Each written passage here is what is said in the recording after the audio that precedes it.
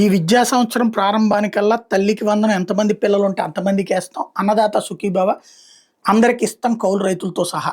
ఇది మొన్న చెప్పింది. వాస్తవంగా అధికారంలోకి రాగానే చేస్తామన్నారు. 100 రోజుల్లోపే చేస్తామన్నారు. 100 పోయింది. ఇవన్నీ అమల్లోకి వచ్చేటప్పటికి ఎప్పటికి అనేది తెలియకుండా ఒక ఏడాది రైతులకి భరోసా డబ్బులు పోయినాయి. అప్పుడు 13,500 రూపాయలు పోయినాయి. అందులో 6,000 కేంద్ర ప్రభుత్వానికి వచ్చినాయి. కౌలు రైతుకైతే టోటల్ 11,500 పోయినట్టే. అదే సందర్భంలో అమ్మ ఒడి డబ్బులు 15,000 పోయినాయి. ఆ 2,000 వాటికి పోను 13,000 వచ్చేది. మొత్తం 13,000 పోయినాయి. ఇప్పుడు తల్లికి వందనం ఇస్తామన్నారు. ఇది 7వ తారీఖు వచ్చేసింది. 10, 12వ తారీఖు నుంచి స్కూల్స్ నడుస్తాయి. ఇంకా డబ్బులు దేంటో తేలలేదు. అన్నదాత సుఖీభావది మాత్రం ఇప్పుడు ఒక శుభవార్త.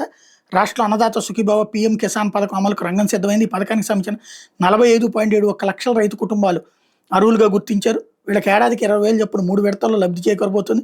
పీఎం కిసాన్ కింద ఈ నెల 20న ఒక్కో రైతు కుటుంబానికి 2,000 చొప్పున విడుదల చేసే అవకాశం ఉంది. రాష్ట్రానికి సమాచారం అందింది. అదే రోజు రాష్ట్ర ప్రభుత్వం కూడా 5,000 చొప్పున జమ చేయబోతుంది. అంటే తొలి విడతలో రైతుకి 7,000 అందుతాయి. నిధుల విడుదల తేదీల్లో కేంద్రం మార్పు చేస్తే రాష్ట్రం కూడా అందుకు అనుగుణంగానే ఇస్తుంది. 2వ విడతగా అక్టోబర్లో రాష్ట్ర ప్రభుత్వం 5,000, కేంద్రం 2,000 కలిపి 7,000. 3వ విడతగా వచ్చే ఏడాది జనవరిలో రాష్ట్రం 4,000, కేంద్రం 2,000 కలిపి 6,000 పంపిణీ చేస్తాయి.